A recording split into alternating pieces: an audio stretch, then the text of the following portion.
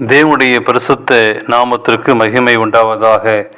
இந்த காலை வேளை உங்கள் அனைவரையும் ஆண்டவராகிய இயேசு கிறிஸ்துவின் இன்ப நாமத்தில் உங்களை அன்போடு வாழ்த்தி வரவேற்கிறேன். விண்துளிகள் வாயிலாக இந்த நாளிலே சந்திப்பதிலே மிகுந்த மகிழ்ச்சி அடைகிறேன். இந்த நாளின் செய்தியின் தலைப்பானது புடமிட்டப்பட்ட பொன். 1 கொரிந்தியர் 3:6 வாசிக்கிறோம்.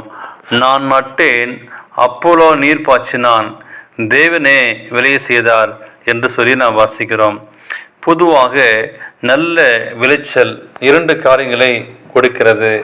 விதைக்கிறவனுக்கு விதையையும் புசிக்கிறவனுக்கு ஆகாரத்தையும் அளிக்கிறவர் உங்களுக்கு விதையை அளித்து அதை பெருக பண்ணி உங்கள் நீதியின் விளைச்சலை வர்த்திக்க செய்வார். 2 கொரிந்தியர் 9:10 வாசிக்கிறோம். நல்ல விளைச்சல் ஆகாரத்துக்காக மட்டுமல்ல, திரும்பவும் விதைக்கிறதற்கு விதையும் அளிக்கின்றது. நம்முடைய தேவன் விளைய செய்கிற மாற்றமல்ல, விளைச்சலை வர்த்திக்க செய்கிறாமே. நாம் இன்று சிந்திக்க வேண்டியது எதுவென்றால், எதை தேவன் விளைய செய்கிறார்? நீதியின் விளைச்சல் என்ன?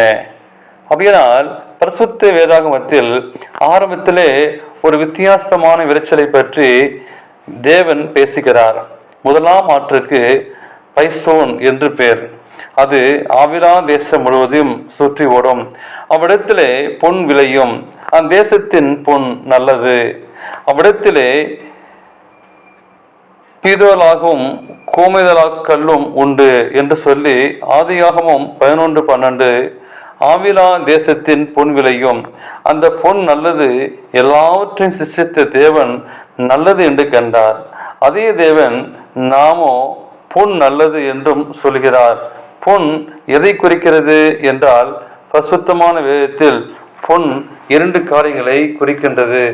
ஒன்று விசுவாசம், 2வது கற்பனைகளும் விலையுயர்ந்த பொண்ணுக்கும் 7 மடங்கு பூர்ணமாக்கப்பட்ட பொண்ணுக்கும் மங்காத பொண்ணுக்கும் ஒப்பிடப்பட்டிருக்கிறது. விசுவாசத்தை குறித்து பேதெடுத்த நிருபத்தில் அழிந்து போகிற பொன் அக்கினினாலே சோதிக்கப்படும், அதை பார்க்கிறோம், அதிக விலையேற பெற்றதாக இருக்கிறது. உங்கள் விசுவாசம் சோதிக்கப்பட்டு இயேசு கிறிஸ்து வெளிப்படும் போது உங்களுக்கு புகழ்ச்சியும் கனமும் மகிழ்ச்சி உண்டாக காணப்படும். நம்முடைய விசுவாசமே புடமிடப்பட்ட பொன். இந்த விசுவாசம் மகா பரிசுத்தமான விசுவாசமாக மாற வேண்டும். விசுவாசமே உலகத்தை ஜெயிக்கும். அருமையான விலையேற பெற்ற விசுவாசமே ஒரு மீதமான திருச்சபைக்கு தேவை. எனவே அன்பான விசுவாச பிள்ளைகளே, இந்த விலையேற பெற்ற விசுவாசத்தையும் கற்பனைகளையும் தரித்திருக்கின்ற ஸ்திரியை ராஜஸ்திரி என்று அழைக்கப்படுகிறார். அவர்கள் மீட்கப்பட்டவர்கள். உமது நாயருக்குள்ளே அரசரின் குமாரத்தில் உண்டு.